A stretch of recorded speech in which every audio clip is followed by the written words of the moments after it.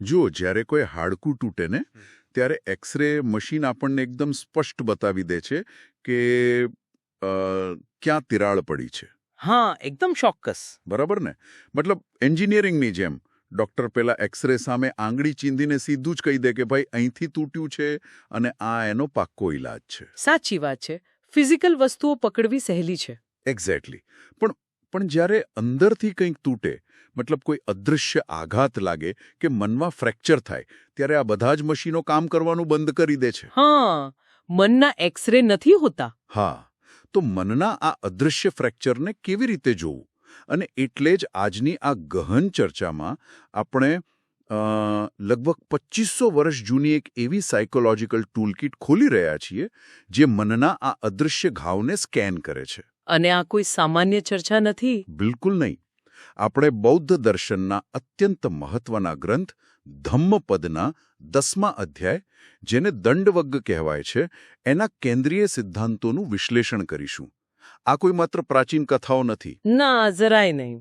આજના આ ઓવરલોડેડ અને તણાવગ્રસ્ત સમયમાં આપણી માનસિક શાંતિ કેવી રીતે ટકાવી રાખવીને એનું એક બહુ જ પ્રેક્ટિકલ માર્ગદર્શન છે.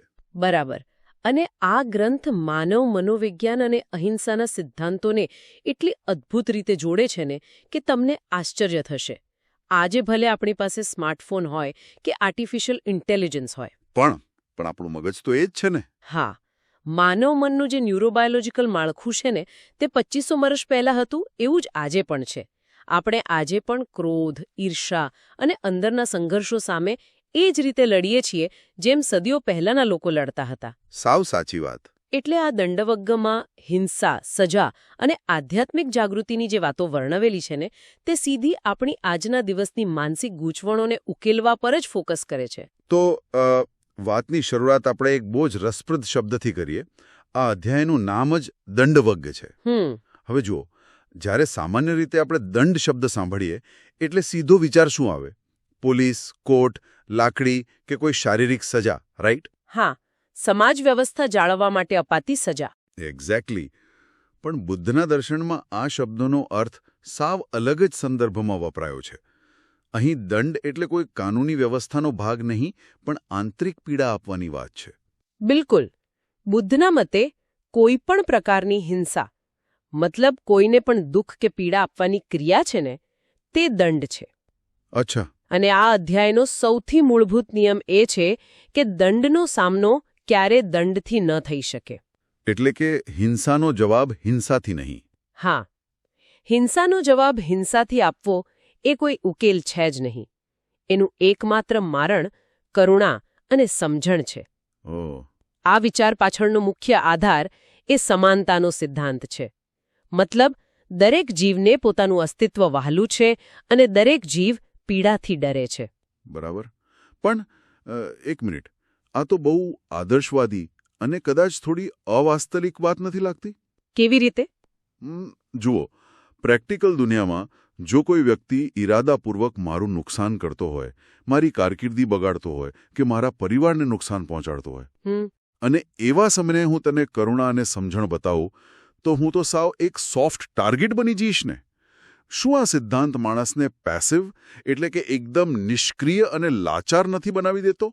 ના, આ એક બહુ જ સામાન્ય ગેરસમજ છે. મતલબ હિંસાનો જવાબ કરુણાથી આપવો એ તો જાણે ભોગ બનવાની તૈયારી દર્શાવવા જેવું છે? અરે ના ના, અહિંસા અને કરુણા એટલે નિષ્ક્રિયતા અથવા લાચારી બિલકુલ નથી. વાસ્તવમાં બુદ્ધ દર્શન પેસિવ થવાની વાત નથી કરતું, તે રિએક્ટિવ થવાની ના પાડે છે. રિએક્ટિવ થવાની ના પાડે છે. થોડું સમજાવશો? જુઓ, જો તમે હિંસાનો જવાબ હિંસાથી આપો છો ને તો તમે સામેવાળાના નિયંત્રણમાં આવી ગયા છો. અચ્છા. તમે માત્ર તેના કૃત્યની નકલ કરી રહ્યા છો, એટલે કે હિંસાની સાંકળમાં એક નવી કડી ઉમેરી રહ્યા છો. અહિંસા એ સ્વનિયંત્રણની સર્વોચ્ચ કક્ષા છે. ઓકે, એટલે એ એક ચોઇસ છે. એક્ઝેક્ટલી. તે એક સક્રિય નિર્ણય છે કે હું તારા અજ્ઞાન કે ક્રોધને મારા મનનો કબજો લેવા નહીં દઉં. સ્વરક્ષણ કરવું એ હિંસા નથી. હા, ડિફેન્સ તો કરવું જ પડે. પણ બદલાની ભાવનાથી સામેવાળાનો નાશ કરવાની વૃત્તિ રાખવીને તે હિંસા છે. અને આને સમજવા માટે આપણે સહાનુભૂતિ એટલે કે એમ્પેથીને સમજવી પડે. બરાબર. એમ્પેથીને એક નૈતિક ગુણ તરીકે નહીં, પણ એક મનોવૈજ્ઞાનિક ટૂલ તરીકે જોવી પડે. એટલે આ એક જાણે અરીસા જેવું કામ કરે છે. આપણે બીજા વ્યક્તિમાં આપણું જ પ્રતિબિંબ જોવાનું છે, જેને આપણે સાવ સરળ ગુજરાતીમાં કહીએ ને કે આપણા માટે જે અપ્રિય છે તે બીજા માટે પણ અપ્રિય જ હોય. બિલકુલ, ગોલ્ડન રૂલ. હા, જો મારું અપમાન થાય તો મારી અંદર કેવી પીડા થાય છે, એક્ઝેક્ટલી તે જ પીડા મારે સામેવાળાની અંદર જોવાની છે. મતલબ આ કોઈ ધાર્મિક ઉપદેશ નથી, આ તો પ્યોર ઇમોશનલ ઇન્ટેલિજન્સ છે. સાચી વાત. અને આ ઇમોશનલ ઇન્ટેલિજન્સનો અભાવને એ જ વાસ્તવિક હિંસા છે. વાહ! હિંસા એ માત્ર કોઈ શારીરિક કૃત્ય નથી, તે મૂળભૂત રીતે સમજણનો, આ એમ્પેથીનો અભાવ છે. જ્યારે વ્યક્તિ બીજાના દુઃખને અનુભવી શકતો નથી ને, ત્યારે જ તેનાથી હિંસા થાય છે. તો અહીંથી આપણે એક બીજા લેવલ પર જઈએ. જો દંડ કે હિંસા એ માત્ર શારીરિક સજા નથી, તો પછી આપણા રોજિંદા જીવનમાં આ હિંસા કયા કયા સ્વરૂપે જોવા મળે છે? બહુ સારો સવાલ છે. કારણ કે મોટાભાગના લોકો તો એમ જ માને છે ને કે ભાઈ મેં ક્યારે કોઈ પર હાથ નથી ઉપાડ્યો, મેં કોઈનું ખૂન નથી કર્યું, એટલે હું તો સંપૂર્ણપણે અહિંસક અને શાંતિપ્રિય માણસ છું. પણ એવું નથી હોતું. હિંસાના સ્વરૂપો ખૂબ સૂક્ષ્મ હોય છે.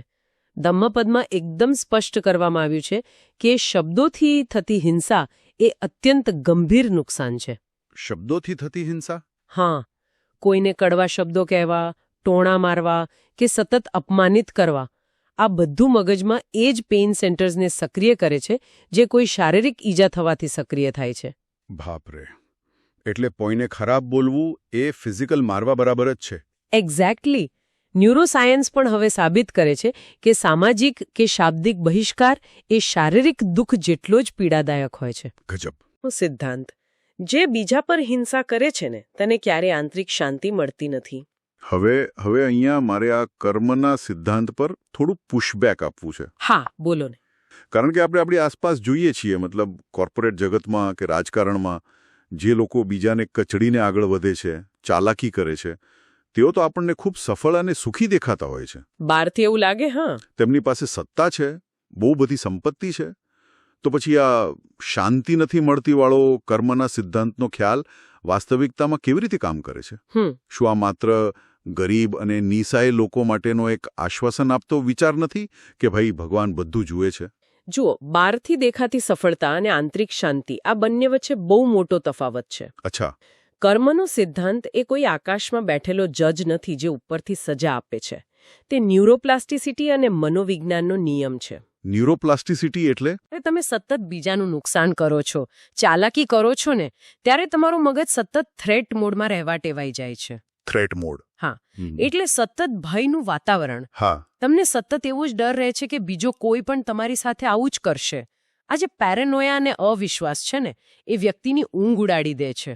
ઓહ, સમજી ગયો. બહારથી ભલે ભૌતિક સુખ હોય, સારી ગાડી કે મોટો બંગલો હોય, પણ અંદરથી કોર્ટિસોલ અને સ્ટ્રેસ હોર્મોન્સનું પ્રમાણ એટલું ઊંચું હોય છે કે તે વ્યક્તિ સતત અશાંત જ રહે છે. સાચી વાત. આ આંતરિક અશાંતિની વાત ચાલી રહી છે, તો ધમ્મપદના અધ્યાયમાં એક બહુ જ ચોંકાવનારી વાત છે જે મને પર્સનલી સૌથી વધુ સ્પર્શી ગઈ. કઈ વાત? સામાન્ય રીતે આપણે હિંસાને હંમેશા બીજા લોકો તરફ જ નિર્દેશિત કરતા હોઈએ છીએ કે પેલાએ મારી સાથે ખરાબ કર્યું અથવા મેં પેલાને ખરાબ કહ્યું.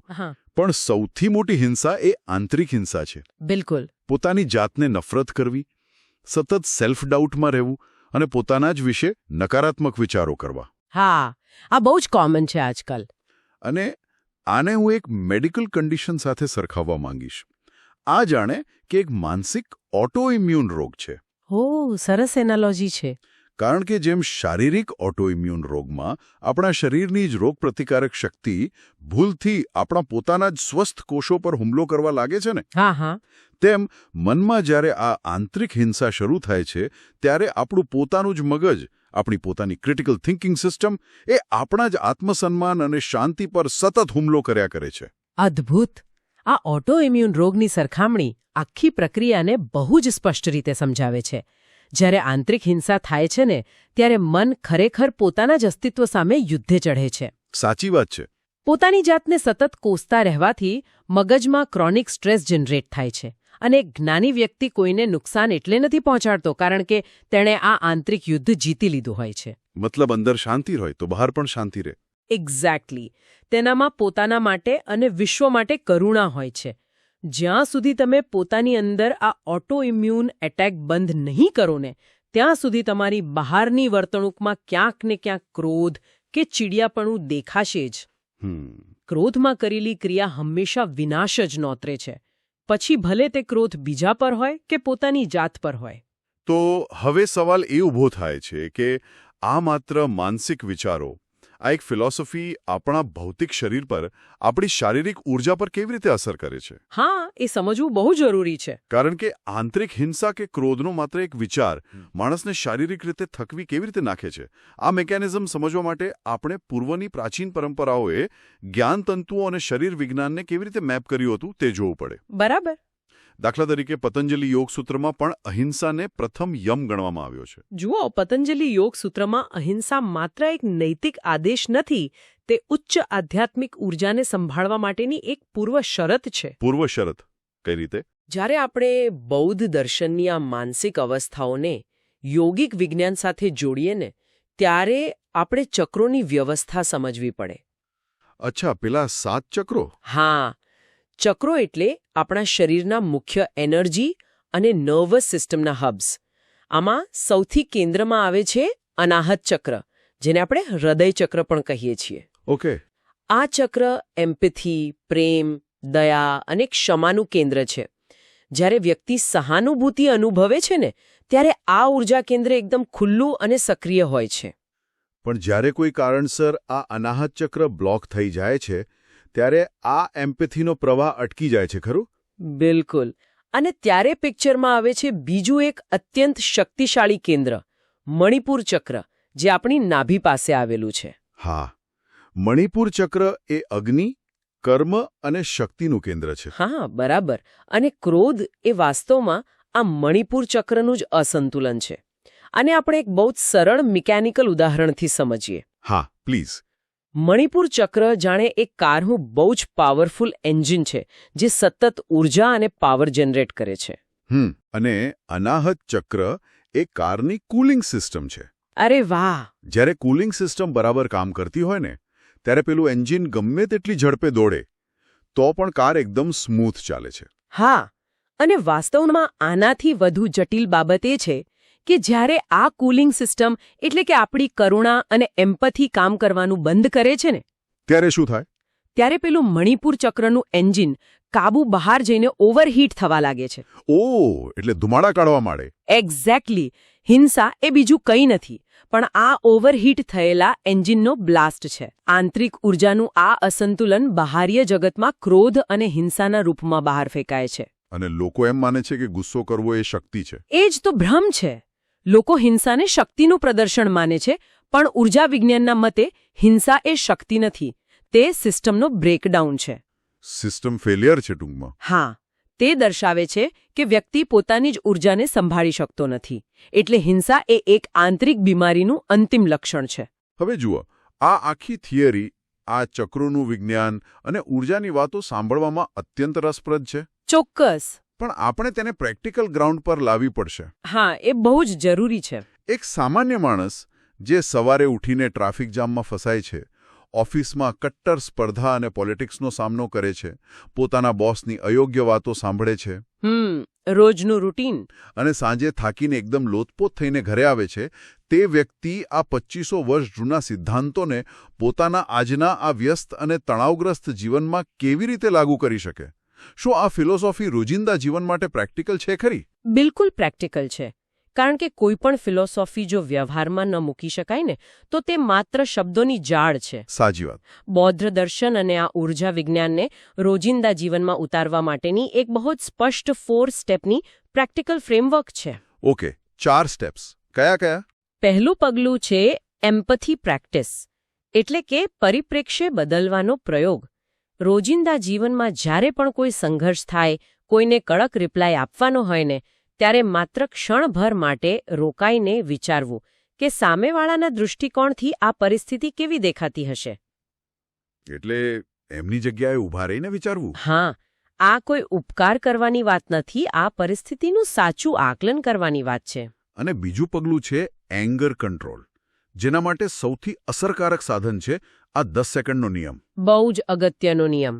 કોઈ પણ ઉશ્કેરણીજનક પરિસ્થિતિમાં રિએક્ટ કરતા પહેલા માત્ર 10 સેકન્ડ શ્વાસ પર ધ્યાન આપીને રોકાઈ જવું. બસ 10 સેકન્ડ. હા, આ 10 સેકન્ડ કોઈ જાદુ નથી, પણ તેનું એક બહુ સ્પષ્ટ ન્યુરોલોજીકલ કારણ છે. હા, એમિગડાલા હાઇજેક, રાઈટ? એક્ઝેક્ટલી. જ્યારે આપણને ગુસ્સો આવે છે ને, ત્યારે મગજમાં એમિગડાલા હાઇજેક થાય છે. એટલે કે મગજનું ફાઇટ ઓર ફ્લાઇટ રિએક્શન સક્રિય થઈ જાય છે. અને ત્યારે આપણું લોજિક કામ નથી કરતું. હા, આપણું તાર્કિક મગજ શટડાઉન થઈ જાય છે. એટલે આ 10 સેકન્ડનો વિરામ છે ને, એ મગજના શોર્ટ સર્કિટ માટે જાણે ટ્રિપ સ્વિચ જેવું કામ કરે છે. બહુ સરસ ઉદાહરણ છે, સર્કિટ બ્રેકર. હા, તે રિએક્ટિવ બ્રેઇનને શાંત પાડીને આગળના ભાગના તાર્કિક મગજને એટલે કે પ્રીફ્રન્ટલ કોર્ટેક્સને ચાલુ થવાનો સમય આપે છે. એટલે પેલા 10 સેકન્ડમાં લોજિક પાછું આવી જાય? બિલકુલ. હવે વિચારો, ટ્રાફિકમાં કોઈએ ઓવરટેક કર્યું અને તમે ગાળ આપી, વાત સીધી મારામારી સુધી પહોંચી ગઈ. રોજ જોવા મળે છે આવું. એના બદલે આ 10 સેકન્ડની ટ્રિપ સ્વિચ તમને કેટલા ભયાનક કર્મો અને સ્ટ્રેસથી બચાવી શકે. અને આ ટ્રિપ સ્વિચ ઓન થયા પછી ત્રીજું પગલું આવે છે, કાઇન્ડ સ્પીચ, એટલે કે બોલવામાં નમ્રતા રાખવી. હા, આપણે આગળ જોયું ને કે શબ્દો મગજમાં શારીરિક પીડા જેટલો જ આઘાત આપે છે. એટલે કડક પરિસ્થિતિમાં પણ નમ્રતાથી વાત કરવી એ કોઈ નબળાઈ નથી. તો શું છે? તે ડી-એસ્કેલેશનનું સૌથી મોટું ટૂલ છે. તે સામેવાળાના ડિફેન્સ મિકેનિઝમને એકદમ શાંત કરે છે. બરાબર છે. અને છેલ્લે ચોથું અને કદાચ સૌથી અઘરું પગલું આવે છે, ક્ષમા, માફી આપવી. હા, સૌથી અઘરું. આ ક્ષમા પર મારે ઊંડાણથી વાત કરવી છે, કારણ કે આ સૌથી વધુ ગેરસમજ પામેલો વિષય છે. સાચી વાત છે. આપણે હંમેશા એવું વિચારીએ છીએ કે મેં પેલા માણસને માફ કરી દીધો એટલે મેં તેના પર બહુ મોટો ઉપકાર કર્યો છે. જાણે આપણે કોઈ ઊંચા સિંહાસન પર બેઠા હોઈએ અને નીચેવાળા ગુનેગારને માફીની ભીખ આપતા હોઈએ. હા, મોટાભાગના લોકો આવું જ વિચારે છે. અને ઘણીવાર તો એવું લાગે કે માફી આપવી એટલે સામેવાળાએ કરેલા ખોટા કામને યોગ્ય ઠેરવવું, જાણે કે ઢીલા પડી જવું. જુઓ, ક્ષમા વિશે આનાથી મોટો કોઈ ભ્રમ છે જ નહીં. અચ્છા? બૌદ્ધ દર્શન સ્પષ્ટ કરે છે કે ક્ષમા એ સામેવાળા માટે છે જ નહીં. હે? સામેવાળા માટે નથી? જરાય નહીં. તેનો સામેવાળાના કૃત્યને યોગ્ય ઠેરવવા સાથે કોઈ જ સંબંધ નથી. ક્ષમા એ સંપૂર્ણપણે એક સ્વાર્થી પ્રક્રિયા છે. સ્વાર્થી પ્રક્રિયા? એ કેવી રીતે? એક હિંસામાંથી મુક્ત કરવાની પ્રક્રિયા છે. જરા વિચારો, જ્યારે તમે કોઈના પ્રત્યે દ્વેષ કે ગુસ્સો પકડી રાખો છો ત્યારે શું થાય છે? મગજમાં એ જ વિચારો ચાલ્યા કરે. હા, તમારું મગજ સતત તે જૂના આઘાતને રીપ્લે કરતું રહે છે અને તમારું શરીર સતત કોર્ટિસોલ ઉત્પન્ન કરતું રહે છે. ઓહ, એટલે કે જ્યાં સુધી આપણે કોઈને માફ નથી કરતા ત્યાં સુધી આપણે તે વ્યક્તિને અને તેણે આપેલા દુઃખને આપણા જ મનમાં ભાડુઆત તરીકે મફતમાં રહેવા દઈએ છીએ. એક્ઝેક્ટલી. બહુ સરસ વાત કહી. મફતનો ભાડુઆત. મતલબ માફી આપવી એ કોઈ આધ્યાત્મિક સિદ્ધિ નથી. તે તો ખરેખર પોતાના ખભા પરથી એક બહુ મોટો અને બિનજરૂરી વજનદાર પથ્થર નીચે ઉતારી દેવાની ક્રિયા છે. બિલકુલ. ક્ષમા એ બીજાને છોડવા માટે નહીં, પણ પોતાને છોડાવવા માટે છે. એ અદૃશ્ય સાંકળ તોડવા માટે છે જે તમને તમારા ભૂતકાળ સાથે બાંધી રાખે છે. અને જ્યારે આ સાંકળ તૂટે છે ને, ત્યારે જ પેલું અનાહત ચક્ર સંપૂર્ણપણે ખુલે છે અને મણિપુર ચક્રની ઉર્જા સંતુલિત થાય છે. વાહ! આ આખી ચર્ચાને જો ધમ્મપદના 10મા અધ્યાયના એક અત્યંત શક્તિશાળી વિચાર સાથે જોડીએ ને, તો એનો સાર એ છે કે બીજાને દુઃખ આપવું એટલે પોતાને જ ઘા મારવો. શું વાત છે!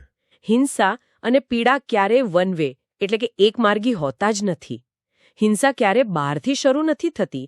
તે હંમેશા અંદરથી એક વિચારમાંથી શરૂ થાય છે અને માત્ર કરુણા જ તેને કાયમ માટે સમાપ્ત કરી શકે છે.